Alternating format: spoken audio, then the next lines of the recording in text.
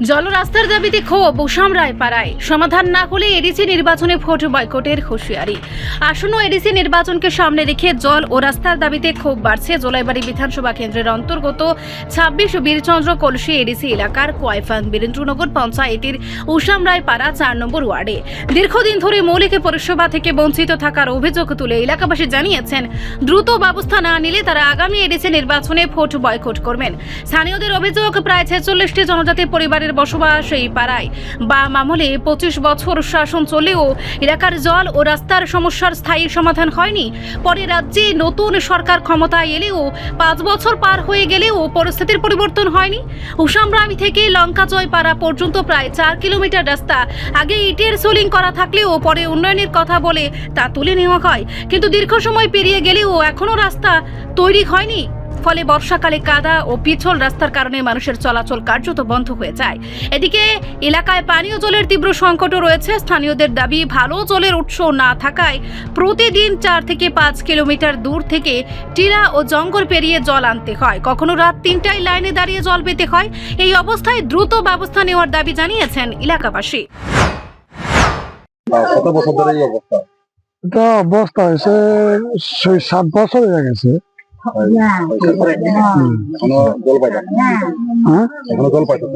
জল পাইতেছে না। বৃষ্টি আইলে বা বৃষ্টি জল আমার ঘন্টায় লিপ আছে, লিপ ভিতরে আমার জল অল্প অল্প খন পাইছে। এমনি করে থাকছে, আরো রাস্তাও বাড়া নাই। এখন জলের লাগা কত ঘন্টা হচ্ছে আমরা যে অপেক্ষা করতেছি? অপেক্ষা করছে যে কাইলাগুন নামেছে যে আজ যাও পাইছে না জল।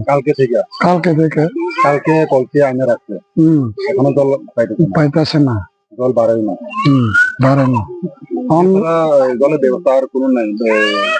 আরো তো নাই, সাফাই টাফলাই আইতেছে, তবু সরাই নামের আইতেছে, ও সরাই নামে আইতেছে, কিন্তু সে আর বাড়িতুন গ্রামে তুন ফটাফ করে লইয়া লইছে। তাই না তো পাঠে আছে, আমার তো পাঠে না। সাপ্লাই দিব লাগা পাইপ জল ছিল, পাইগু এনে মাটির ভিতরে ঢুকাই দিছে, তবে আইতো না সেটা। আর এদের ছাড়া গাড়ি দিয়া কোনো DWF জল তো আমাদের না না না, কোনো ব্যবস্থা নেই। আমার কিনে খাওয়ান লাগে। এই জল পাওয়া লাগা গ্রামের নেত্রীরা বা পঞ্চায়েতের সঙ্গে কথা বলছিল, এটা তো আমরা কথা বলছি, তবু পয়সা না করলে তো কেমনে পাইব? দিছে না, দিব কইলে বা দিছে না। আর কি অল্প থাকো, আর কয়েক বছরে ওরা কমপ্লিট করে দিব কইছে যে ৬-৭ বছর হয়তো বিজেপি চলে গেছে, তবু দিছে না। তাহলে গ্রামের সমাজে ওঠে কথা বলতে চায়। কত পরিবার আছে গ্রামে? গ্রামে তো আছে আমার এইদিকে এসেছিল পরিবার, ওইদিকে তো ৩০ এরকম পরিবার আছে, এইদিকেও পাচ্ছি না।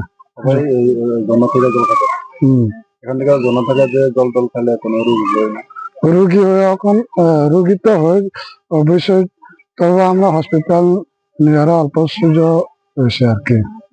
ফিল্টার ব্যবহার করেনি? ফিল্টার আমরা জল নাইলে কেমনি ফিল্টার লইতে পারবো?